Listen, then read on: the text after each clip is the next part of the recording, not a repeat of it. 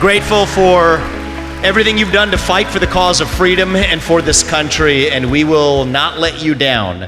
Take it from a fellow dad for America to the moms for America that we mean it when we say it. Over the course of this year, we won a war in this country. It was a war between merit and group quotas. It was a war between free speech and censorship. It was a war between love of the United States of America and apologizing for who we are. And on November 5th, when we sent Donald Trump back to the White House and secured majorities in both Congress and the Senate, we won that war for our country. We did. And now the question is, what are we going to do with that victory, actually? Now actually comes the hard part. November 5th was not the destination. January 20th is our start line. It's easy to defeat the enemy. Well, it's not easy. We had our struggles along the way. Prosecutions to attempts to remove Trump from the ballot, to all of the lawfare we've seen over the last several years. I'm not saying it was easy, but that was easy compared to the part that's ahead. It's easier to defeat your enemy than it is to define who we are and what we actually are fighting for. What are we fighting for in the year 2024? We are fighting for the ideals of 1776, the ideals that set our country into motion 250 years ago. We're fighting for the revival of merit in America. The idea that the best person gets the job regardless of their skin color, that you're judged not on the color of your skin, but on the content of your character and your contributions. That's what we're fighting for. We're fighting for free speech and open debate, that you get to speak your mind openly as long as I get to in return. We're fighting for the rule of law in America. And I say this as the kid of legal immigrants to this country. That means your first act of entering this country cannot break the law, and that is why if we've had the largest influx of illegal aliens into this country in American history, then we will have the largest mass deportation in American history. That is not racist or xenophobic. That is what it means to stand for the rule of law in the United States of America. It means the people we elect to run the government ought to be the ones who actually run the government, not unelected bureaucrats in the deep state. And that's why I'm going to tell you, don't forget about the second mass deportation that we have coming as well, which is the mass deportation of millions of unelected federal bureaucrats out of the D.C. bureaucracy. That is how we save a country. We will not go lightly. And that's why I'm grateful to President Trump to give us what I think is the opportunity of a generation, with the honor of being appointed along with Elon Musk to co-lead our Department of Government Efficiency, which I believe will change the future of this country for the next 250 years. This is what our founding fathers fought for. We, the people, create a government that is accountable to us, not the other way around. We, the people, settle our differences at the ballot box without unelected bureaucrats standing in the way. So we're not going to go play around the edges anymore. We've made that mistake in the past. I'm not criticizing other Republicans. I'm learning from the past. If you want to cut off one head of an 8-headed hydra, it grows right back. You want to slay the beast, you gut it at its core. All right? You want to go far, we can't just make cuts around the edges. And you're always taking a risk, right? Some people say you're going to cut too much. If we're not cutting so much fat that we're also cutting some muscle, then we're not doing it right.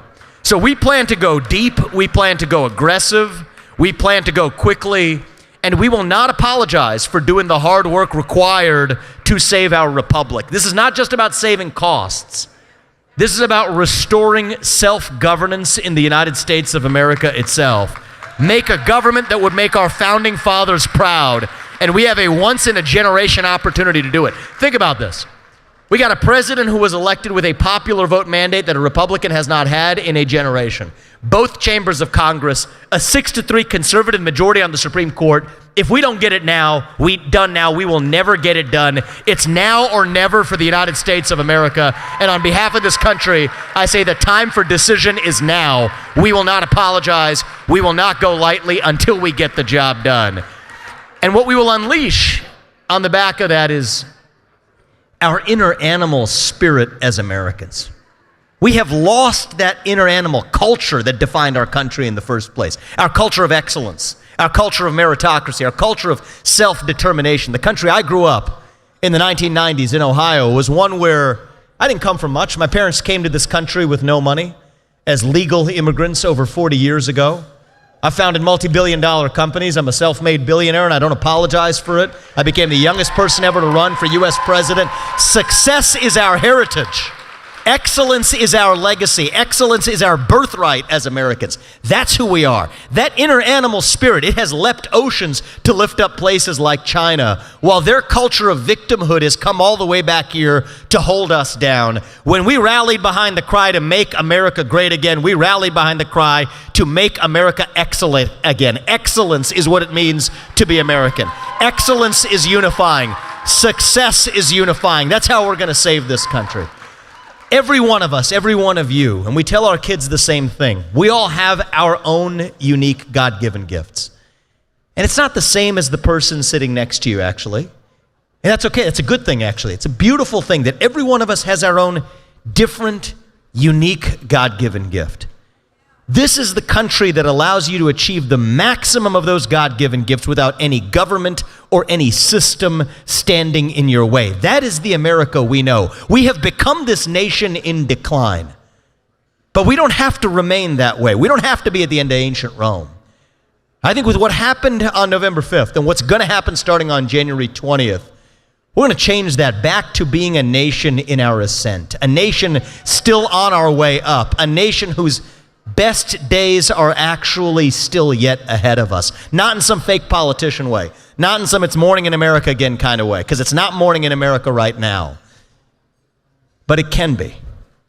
And I believe that country, do those ideals still exist in America? I don't blame my friends who believe they're gone.